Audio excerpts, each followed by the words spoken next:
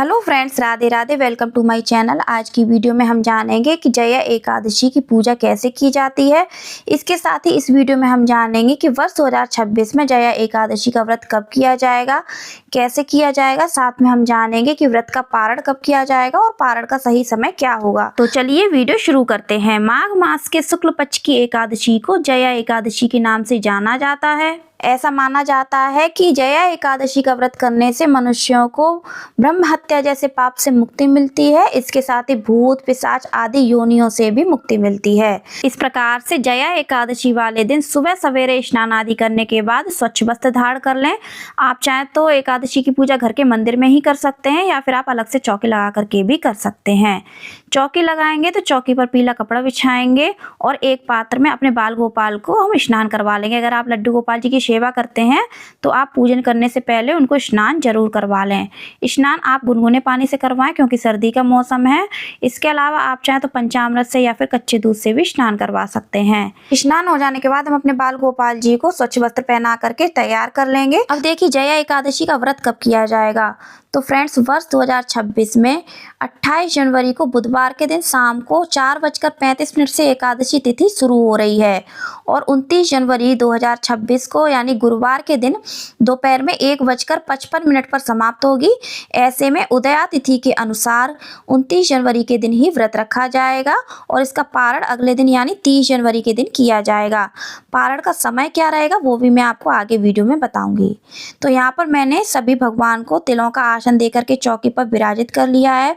भगवान विष्णु को और अपने लड्डू गोपाल जी को, साथ में हम अपने गणपति जी को भी चौकी पर विराजित करेंगे। क्योंकि एकादशी की पूजा में अक्षत का प्रयोग वर्जित माना जाता है तो ध्यान रखें अक्षत का प्रयोग आप बिल्कुल भी ना करें। इसके बाद हमने दीपक भी भगवान विष्णु के सामने विराजित किया है। जल का छींटा दे करके हम सभी का शुद्धिकरण कर लेंगे और दीप प्रज्वलित कर लेंगे। दाहिने हाथ में हम थोड़ा सा जल लेंगे और पुष्प लेंगे। एकादशी का व्रत और पूजन करने का संकल्प लेंगे। संकल्प लेते समय हमें अपने पति का नाम, अपने कुल का नाम और अपना नाम जरूर लेना चाहिए। इसके बाद हाथ में जो जल और पुष्प है उनको हम भगवान विष्णु के चरणों में अर्पित कर देंगे। अब हम पूजन शुरू करेंगे। तो गणपति जी को हम रोली का तिलक लगाएंगे, चंदन का तिलक लगाएंगे और तिल अर्पित करेंगे। इसके बाद गणपति जी को वस्त्र के रूप में मौली या फिर जनेऊ अर्पित करेंगे। अगर आपके पास जनेऊ है तो आप जनेऊ अर्पित कर सकते हैं। पुष्प अर्पित करेंगे तो गणपति जी को लाल पुष्प अर्पित किया जाता है। अगर आपके पास है तो आप अर्पित कर दीजिए, नहीं तो आप बिना पुष्प के भी एकादशी की पूजा कर सकते हैं। भगवान विष्णु का पूजन करेंगे तो भगवान विष्णु को भी हम चंदन का तिलक लगाएंगे, लड्डू गोपाल जी को चंदन का तिलक लगाएंगे। अगर आपने कथा की पुस्तक पूजा में रखी है तो कथा की पुस्तक का भी पूजन जरूर करना चाहिए। इसी तरह से हम दीपक का भी पूजन करेंगे। दीपक को हम चंदन लगाएंगे, रोली लगाएंगे और तिल अर्पित करेंगे। सभी भगवान को भी हम तिल अर्पित करेंगे। अब हम सभी भगवान को वस्त्र रूप में मौली अर्पित करेंगे।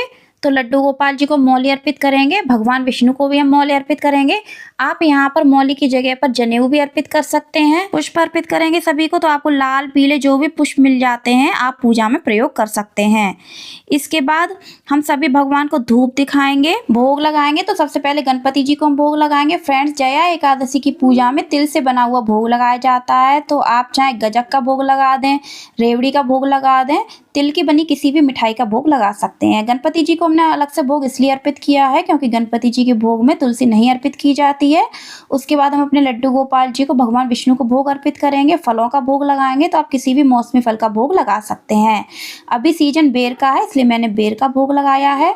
भगवान विष्णु को, लड्डू गोपाल जी को हम तुलसी दल अर्पित करेंगे। इसके बाद हम एक लोटा जल रखेंगे, हाथ में थोड़े से तिल लेंगे और जया एकादशी व्रत कथा पढ़ेंगे या फिर आप सुन भी सकते हैं। जया एकादशी की कहानी का वीडियो आपको मेरे चैनल पर अलग से मिल जाएगा। वीडियो का लिंक मैं आपको डिस्क्रिप्शन बॉक्स में दे दूंगी। कहानी पूरी हो जाने के बाद हमारे हाथ में जो कथा की पुस्तक है उसको हम वापस उसी जगह पर रख देंगे और हाथ में जो तिल और पुष्प होते हैं उनको हम भगवान विष्णु के चरणों में, लड्डू गोपाल जी के चरणों में अर्पित कर देंगे। चाहे तो आप जल के लोटे में भी थोड़े से तिल डाल सकते हैं। बाद में जल के लोटे से आप सूरज को अर्घ दे सकते हैं। दक्षिणा अर्पित कर देंगे पूजा में। दक्षिणा हमारी पूजा में जो भी कमी रह जाती है उसकी पूर्ति करती है। उसके बाद हम आरती करेंगे। तो सबसे पहले गणपति जी की आरती करेंगे, फिर हम भगवान विष्णु की आरती करेंगे। आप यहाँ पर माता लक्ष्मी की भी आरती कर सकते हैं, माता गौरी की भी आरती कर सकते हैं। जल अर्पित करेंगे आरती के चारों तरफ। सभी भगवान के चरण स्पर्श करेंगे। और पूजा में हमसे जो भी गलती हुई हो उसके लिए क्षमा याचना करेंगे और पूजा में हमसे जो भी कमी रह गई हो उसके लिए भी हम क्षमा याचना करेंगे। अपने परिवार की सुख समृद्धि की कामना करेंगे। उसके बाद जो भी भोग लगाया है हमने पूजा में उसको हम अपने परिवार के सभी सदस्यों में वितरित कर देंगे। जल के लोटे से हम सूरज को अर्घ दे देंगे और दीपक हम जलते रहने देंगे। शाम के समय अपने लड्डू गोपाल जी को हम किसी भी फलाहार का भोग लगाएंगे। एकादशी की पूजा में फलाहार का ही भोग लगाया जाता है, अन्न का भोग नहीं लगाया जाता है।